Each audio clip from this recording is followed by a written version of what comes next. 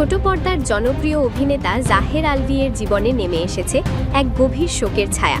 রাজধানীর মিরপুর ডিওএইচএস এলাকার বাসায় তার স্ত্রী ইকরা আত্মহত্যা করেছেন বলে জানা গেছে। এই মর্মান্তিক ঘটনায় শোকস্তব্ধ পরিবার, সহকর্মী ও ভক্তরা। পারিবারিক সূত্রে জানা যায় 28শে ফেব্রুয়ারি দুপুরে এই ঘটনা ঘটে। সে সময় আলভি নেপালে একটি শুটিংয়ে ব্যস্ত ছিলেন।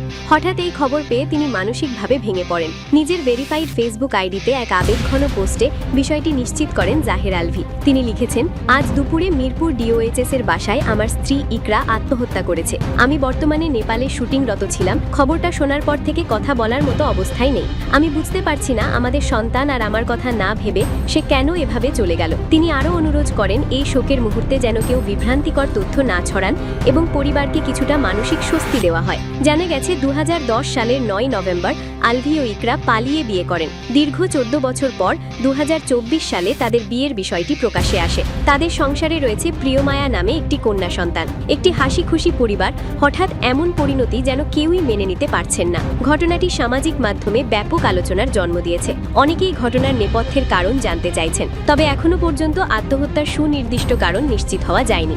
এ ধরনের সংবেদনশীল ঘটনায় আমাদের উচিত দায়িত্বশীল আচরণ করা। গুজব বা অসম্পূর্ণ তথ্য শেয়ার না করে পরিবারের প্রতি সহমর্মিতা জানানোই এখন সবচেয়ে জরুরি। শোবিজ অঙ্গনে এই মৃত্যু এক গভীর শোকের বার্তা বহন করছে।